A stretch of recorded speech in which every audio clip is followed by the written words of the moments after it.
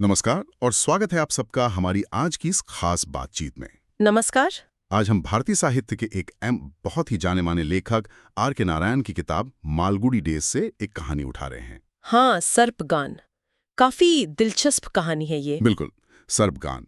हमारे पास इसका मूल टेक्स्ट है जो हमें इसके जो मुख्य पात्र हैं उनके जीवन की एक ऐसी रात के बारे में बताती है जिसने सब कुछ बदल के रख दिया। हाँ, एक निर्णायक रात। तो आज हम इसी कहानी के जरिए ये समझने की कोशिश करेंगे कि महत्वाकांक्षा क्या होती है, कला का सम्मान या अपमान, उसके क्या नतीजे हो सकते हैं, और डर का क्या असर होता है मन पर, कैसे एक घटना पूरी जिंदगी बदल सकती है। सही कहा। तो चलिए फिर शुरू करते हैं, इस कहानी की दुनिया में उतरते हैं और देखते हैं क्या कुछ मिलता है हमें। जरूर। तो कहानियां में मिलवाती है एक ऐसे व्यक्ति से जो शुरू में तो अपना परिचय देता है कि मैं भाई उर्वरक बेचता हूँ, खाद वगैरह। हाँ, लेकिन जल्दी ही वो बताता है कि उसका असली पैशन, उसका जो अतीत है, वो तो संगीत से जुड़ा हुआ था। हाँ, उसे मजाक में महाबातूनी भी कहा गया है कहानी में, शायद इसलिए कि वो बहुत बातें करता है। तो वो हमें अपने जवानी के दिनों में ले जाता है। कुंबुम नाम का एक गांव है और वहां थे उसके गुरु, एक महान संगीतकार, लेकिन गुमनाम। उन्हें कोई जानता नहीं था ज्यादा। हाँ, और उनके बारे में बताया गया है कि उनकी बांसुरी में ऐसा जादू था कि जब वो बजाते थे तो इंसान जानवर तक खींचे चले आते थे। कमाल की बात है ये तो। है ना? कला एकदम शिखर पर थी, पर उन्हें कोई नाम, शोहरत, पैसा, इसकी कोई इच्छा नहीं थी। वो बस गांव के मंदिर में बजा लेते थे या अपनी थोड़ी बहुत जमीन थी उसी से गुजारा करते थे। एकदम सादा जीवन। यहीं पर देखिए, कहानी का एक जरूरी पहलू सामने आता है। गुरु की ये सादगी, ये संतुष्टि, और इसके बिल्कुल उलट उनका शिष्य। हाँ, ये शिष्य जो है हमारा कहानी का हीरो, वो पूरी लगन से गुरु की सेवा करता था। उनके कपड़े धोना, घर की सफाई, हाँ, छोटे मोटे हिसाब किताब रखना, ये सब कुछ। और बदले में संगीत सीखता था। गुरु का साथ ही अपने आप में एक शिक्षा थी। बिल्कुल। और 3 साल तक ऐसा चला, सेवा भी और सीखना भी। फिर गुरु को लगा कि हाँ भाई, लड़के ने मेहनत की है, इसमें लगन है। हाँ, वो कहते भी हैं कि बस 1 साल और, फिर तुम इतने काबिल हो जाओगे कि शहर जा सको, सभाओं में गा बजा सको अगर चाहो तो। गुरु ने तो एक तरह से हरी झंडी दिखा दी, पर शिष्य के मन में कुछ और ही चल रहा था। वही तो, उसके सपने बड़े थे। गुरु जहाँ गुमनामी में खुश थे, शिष्य को चाहिए थी प्रसिद्धि, नाम, पैसा। हाँ, वो सोचता था मद्रास जाऊंगा, बड़े बड़े संगीत सम्मेलनों में हिस्सा लूंगा, अपना नाम बनाऊंगा। वो अपनी बांसुरी को जैसे कोई जादू की छड़ी समझता था। तो ये जो तनाव है ना, संतोष और महत्वाकांक्षा के बीच, यही कहानी को आगे बढ़ाता है। तो यही महत्वाकांक्षी शिष्य अपने सपने पूरे करने के लिए गांव में ही सड़क किनारे एक छोटा सा कमरा लेकर रहता था और देर देर रात तक रियाज करता था, बांसुरी बजाता रहता था। संगीत ही उसकी दुनिया थी। बिल्कुल। ऐसी ही एक रात थी, वो पूरी तरह डूबा हुआ था, भैरवी राग बजा रहा था कि किसी ने दरवाजा खटखटाया। अब संगीत में जब कोई ऐसे बाधा डाले तो जाहिर है उसे अच्छा नहीं लगा, बिल्कुल नागवार गुजरा। उसने पूछा, कौन है भाई?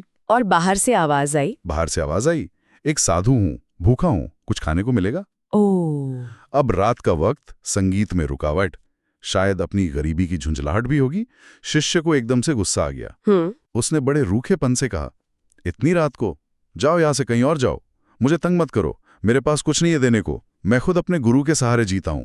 यहाँ उसका रवैया देखने लायक है, एक कलाकार और इतनी असंवेदनशीलता। हाँ, लेकिन साधु ने फिर से कहा, बेटा भूख वक्त नहीं देखती, पैसे नहीं है तो ना सही, पर 2 मीठे बोल तो बोल सकते हो। मैं काशी, रामेश्वरम सब घूम जाया हूं। लेकिन शिष्य पर कोई असर नहीं हुआ। बिल्कुल नहीं। वो तो लगभग चिल्ला पड़ा, बकवास बंद करो, और फिर से अपनी बांसुरी में खो गया। लेकिन साधु भी शायद जिद्दी था। हाँ, लगता तो है। कोई 15 मिनट बाद फिर दरवाजा खटका। अब तो शिष्य का पारा 7वें आसमान पर पहुंच गया। उसने दरवाजा खोला और गुस्से से पूछा, तुम्हारी समझ में नहीं आता क्या? क्यों परेशान कर रहे हो? और साधु ने क्या कहा? साधु ने बड़ी नरमी से कहा, तुम्हारा संगीत तो जैसे स्वर्ग से आ रहा है, बस मुझे अंदर आने दो, खाना नहीं चाहिए, पर ये दिव्य संगीत तो सुन लेने दो। वाह, वो संगीत का प्रशंसक था। हाँ, लेकिन शिष्य को रियाज के वक्त कोई आसपास हो ये पसंद नहीं था। उसे लगता था ध्यान भटकता है। उसने धमकी दे डाली। क्या कहा उसने? उसने कहा, देखो अगर तुम सीधे सीधे यहाँ से नहीं गए ना तो मैं तुम्हें धक्के मारकर निकाल दूंगा यहाँ से। अरे बाप रे, ये तो हद हो गई। एक भूखे कला प्रेमी बुजुर्ग का ऐसा अपमान। ये कहानी का एक बहुत बहुत अहम मोड़ है। बिल्कुल। और इस अपमान के जवाब में साधु ने क्या कहा सुनिए।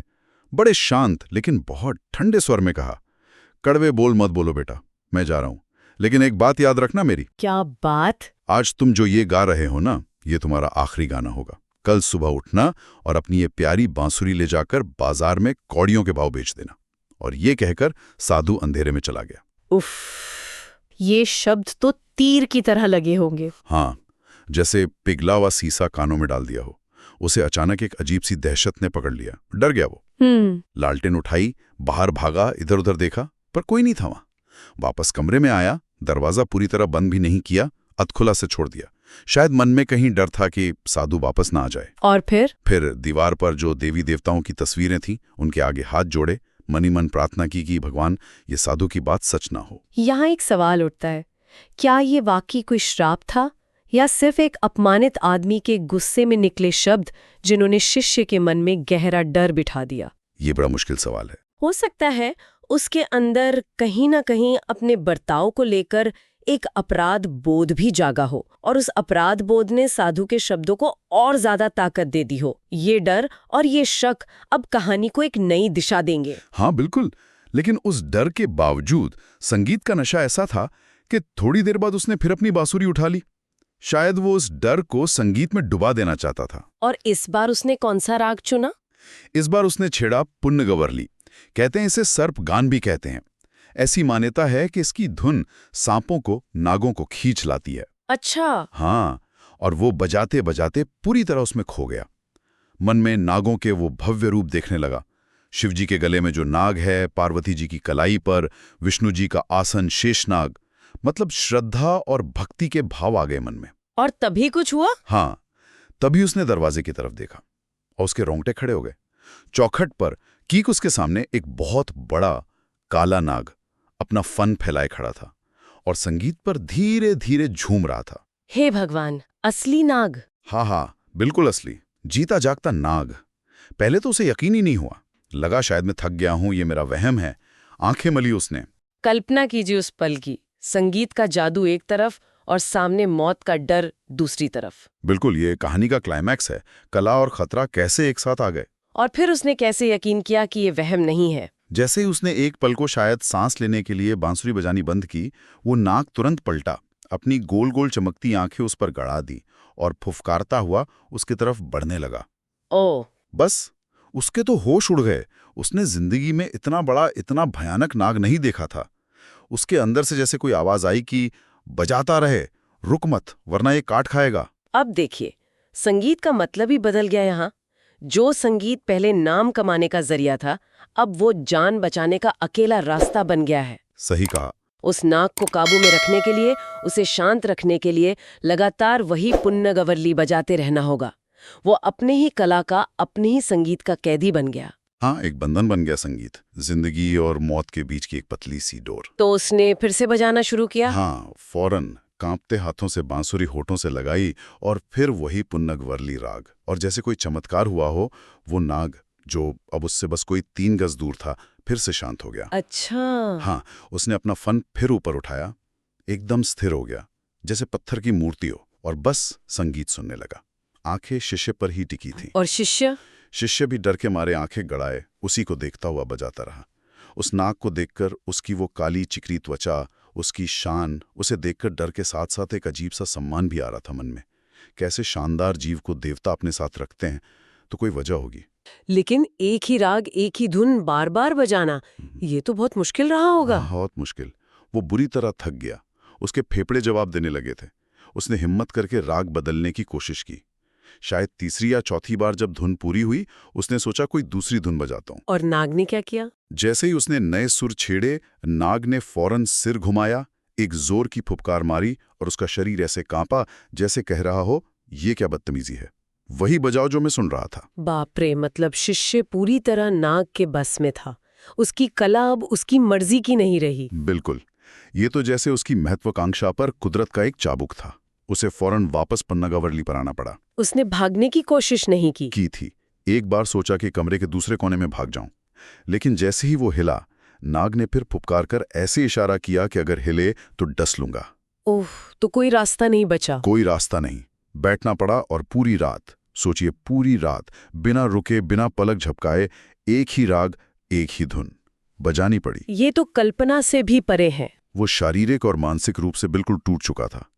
गालों में दर्द, सिर घूम रहा था, सीना जैसे खाली हो गया था। उसे लगा बस अब मौत आने वाली है। और फिर एक ऐसा पल आया जब मौत का डर भी जैसे हार गया। शरीर की जो थकान थी, जो दर्द था, वो डर से ज्यादा हो गया। और उसने क्या किया? उसने अचानक बांसुरी फेंक दी एक तरफ। खड़ा हुआ नाग के सामने हाथ जोड़े, जमीन पर झुक गया और बोला, हे नागराज, आप जरूर कोई देवता हैं, मुझ पर रहम करें। मैं अब और नहीं गा सकता। आपको मुझे डसना है तो डस लें, मारना है तो मार डालें, पर अब मुझसे और नहीं बजाया जाएगा। और ये कहकर वो वहीं बेहोश होकर गिर पड़ा, पूरी तरह शक्तिहीन। ये एक तरह का समर्पण है। जब डर हद से गुजर जाता है तो शायद इंसान उससे भी आजाद हो जाता है। उसने अपनी कला, अपनी जान सब नाग के हवाले कर दी। हाँ, हार भी थी और शायद एक तरह की मुक्ति भी। और जब उसे होश आया, जब आंख खुली तो सुबह हो चुकी थी। सूरज निकल आया था, कमरे में रोशनी थी। रात भर जो लालटेन जली थी वो अब बुझने वाली थी। उसने डरते डरते चारों तरफ देखा। नाग वहां नहीं था। नहीं, नाग जा चुका था। और उसकी बांसुरी, वो दरवाजे के पास पड़ी थी, जैसे नाग उसे वहीं छोड़ गया हो। क्या कहानी है! हाँ। शिष्य कांपता हुआ, लड़खड़ाता हुआ सीधा अपने गुरु के पास गया और रोते रोते सारी कहानी सुनाई रात की। और गुरु ने क्या कहा? गुरु ने बड़े ध्यान से सुना, फिर बड़े शांत स्वर में बोले, अरे बेवकूफ, तुझे पता नहीं कि पुन्नग वरली राग रात में नहीं बजाते? अच्छा। क्यों? ये नागों को बुला सकता है, और अगर नाग आ जाए और उसे तेरा गाना पसंद ना आए तो वो तुझे डस भी सकता है। तेरी किस्मत अच्छी थी कि उसे तेरा गाना पसंद आ गया। यहाँ गुरु का जो ज्ञान है वो सिर्फ संगीत का शास्त्रीय ज्ञान नहीं है, वो लोक कथाओं, मान्यताओं, प्रकृति के रहस्यों से भी जुड़े हैं। बिल्कुल। उनकी बातें कहानी में वो रहस्य और सच्चाई के बीच की लाइन को और धुंधला कर देती हैं। हाँ, ये दिखाता है कि कला सिर्फ तकनीक नहीं है, उसके बहुत गहरे सांस्कृतिक और शायद आध्यात्मिक पहलू भी होते हैं। और शिष्य पर क्या असर हुआ गुरु की बातों का? वो तो पिछली रात के अनुभव से इतना डरा हुआ था कि गुरु की बातें सुनकर कांपने लगा, थर थर, और चीख कर बोला, नहीं, अब कभी नहीं, मैं जिंदगी में कभी बांसुरी को हाथ नहीं लगाऊंगा। मैंने अपनी पूरी जिंदगी का गाना उस एक रात में ही गा लिया। बाप रे! गुरु ने उसकी हालत देखी और कहा, ठीक है, अगर ऐसा ही है तो फेंक दे ये बांसुरी। तेरा गाना यहीं खत्म हुआ, नागों से पंगा नहीं लेना चाहिए। वो देवताओं के प्यारे होते हैं, ये बांसुरी अब तेरे किसी काम की नहीं। ये सुनकर तो शिष्य का दिल टूट गया होगा। हाँ, वो फूट फूट कर रो पड़ा। उसके सारे सपने, मद्रास जाना, नाम कमाना, सब उस एक रात के डर के नीचे दबकर खत्म हो गए थे। गुरु को शायद दया ही होगी उस पर। हाँ, गुरु को दया आ गई। उन्होंने एक रास्ता सुझाया। बोले, देख, एक काम हो सकता है, अगर तू उस साधु को कहीं ढूंढ ले जिसने श्राप दिया था, जिसने, हाँ, श्राप कह लो या चेतावनी, और उसके पैरों में गिरकर माफी मांग ले, तो शायद तेरा ये संकट टल जाए और तू फिर से गा पाए। और शिष्य ने क्या किया? उसने उसी वक्त अपनी वो प्यारी बांसुरी, जिसे वो कभी जादू की छड़ी समझता था, फेंक दी। और कहानी का अंत ये है कि वो तब से लेकर आज तक, मतलब जब वो ये कहानी सुना रहा है, उसी साधु को ढूंढ रहा है। क्या? अब तक? हाँ, गांव-गांव, शहर-शहर भटक रहा है इस उम्मीद में कि वो साधु मिल जाए, वो उससे माफी मांग ले और शायद कभी फिर से अपनी खोई हुई कला को वापस पा सके। कहानी एक पछतावा, एक अंतहीन खोज पर खत्म होती है। वाकई बहुत गहरी कहानी है। जैसा हमने बात की है, कई स्तरों पर हमसे जुड़ती है। एक तो वो महत्वाकांक्षा और संतुष्टि का संघर्ष, गुरु और शिष्य के बीच का। हाँ। दूसरा, कला या कलाकार या किसी भी इंसान के प्रति सम्मान कितना जरूरी है। देखिए ना, एक छोटा सा अपमान, साधु का तिरस्कार, कितना भारी पड़ा उस पर। सही बात है। तीसरा, संगीत की वो दोहरी ताकत, वो मोहक भी है, जीवन भी देता है, पर जैसा नाग वाले किस्से में देखा, वो डरावना और जानलेवा भी हो सकता है, बंधन बन सकता है। और चौथा, वो डर, अंधविश्वास और अपराध बोध की ताकत। कैसे एक अनुभव, एक बात और अपने किए का पछतावा मिलकर किसी की प्रतिभा को, उसकी पूरी जिंदगी को रोक सकते हैं।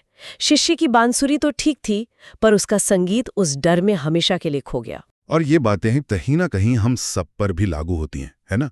हम सब ने महसूस किया होगा कि कैसे कोई एक घटना, कोई डर या कोई पुरानी गलती हमारी जिंदगी का रास्ता बदल देती है। बिल्कुल।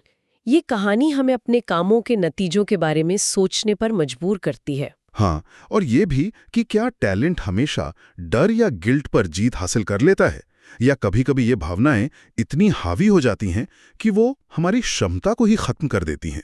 ये बड़ा सवाल है। यहाँ एक बात और सोचने की है कि शिष्य का असली डर था किससे? क्या सिर्फ उस नाग से, या वो नाग कहीं ना कहीं उसकी अपनी बेकाबू महत्वाकांक्षा का प्रतीक बन गया था, उसके खतरों का निशान? ये भी हो सकता है। या फिर क्या वो उस साधु के अपमान का अपराध बोध था जो उसे चैन से जीने नहीं दे रहा था, जिसने उसकी कला उससे छीन ली? इस पर जरूर सोचिएगा। सोचने वाली बात है। तो R.K. नारायण की इस कमाल की कहानी सर्पगान पर हमारी इस बातचीत में शामिल होने के लिए आपका बहुत बहुत धन्यवाद। धन्यवाद। उम्मीद है मालगुडी की दुनिया की ये सैर और इससे निकले ख्याल आपको दिलचस्प लगे होंगे।